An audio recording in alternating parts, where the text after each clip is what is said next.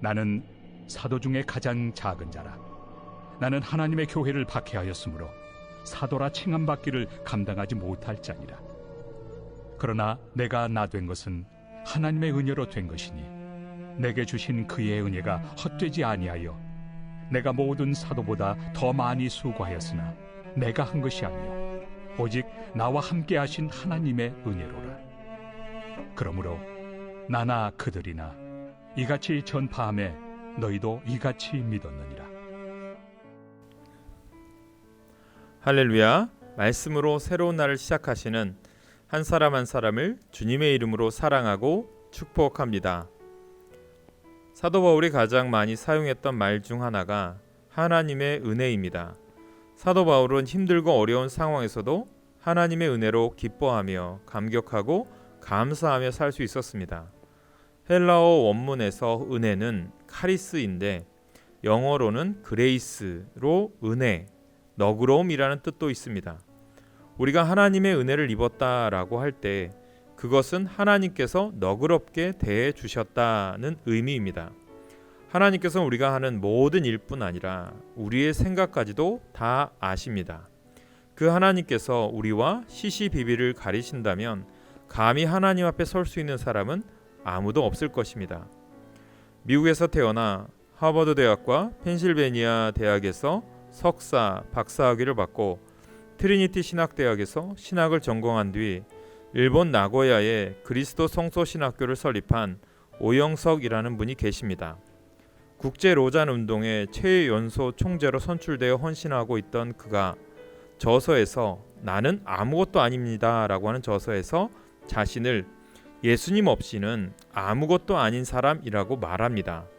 세상 조건으로는 남부러울 것이 없는 그가 예수님을 위해서라면 기꺼이 아무것도 아닌 사람이 되어도 좋다고 말하는 것입니다. 예수님을 인격적으로 만난 후 내 뜻이 아닌 그분의 뜻을 따르는 게 가장 위대한 삶임을 깨달았기 때문입니다. 우리는 얼마나 감사하며 살아갑니까? 내 삶에는 감격이 있습니까? 기쁨이 있습니까? 만약 없다면 그것은 하나님의 은혜가 없기 때문입니다.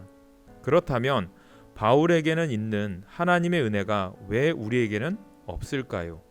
바울은 부활하신 그리스도께서 자신에게도 나타나셨다고 말하며 스스로를 지극히 낮춥니다. 오늘 말씀에 그는 만삭되지 못하여 난 자 같은 자, 사도 중에 가장 작은 자, 사도라 칭함받기를 감당하지 못할 자라고 자신을 칭하면서 부활하신 주님을 만난 일을 떠올릴 때마다 낮아질 수밖에 없다고 고백합니다. 우리가 죄인임을 하나님께서 우리를 얼마나 너그럽게 봐주시는지를 모르는 것은 바울에게 있었던 깨달음이 우리에게 없기 때문입니다. 감사와 감격, 기쁨이 넘치는 행복한 삶을 살기 원한다면 하나님의 은혜를 깨달아야 합니다. 그 은혜를 깨달아 늘 감사와 감격, 기쁨이 넘치는 행복한 삶을 살아가는 여러분 되시기를 소망합니다. 오늘의 기도 제목을 드립니다. 항상 주님의 은혜를 체험하며 경험하며 사는 삶을 살게 하옵소서. 이 땅의 복음이 더 확장되어지길 원합니다.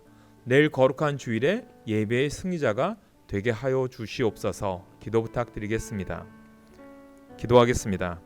은혜의 하나님, 여전히 교만한 마음을 버리지 못하고 내 생각과 고집과 방식대로 살고 있지는 않은지, 하나님의 영광을 탐하고 있지는 않은지 돌아보게 하옵소서. 날마다 주님의 은혜를 깊이 깨달아 감사와 감격, 기쁨의 삶을 살게 하옵소서. 예수님의 이름으로 기도합니다.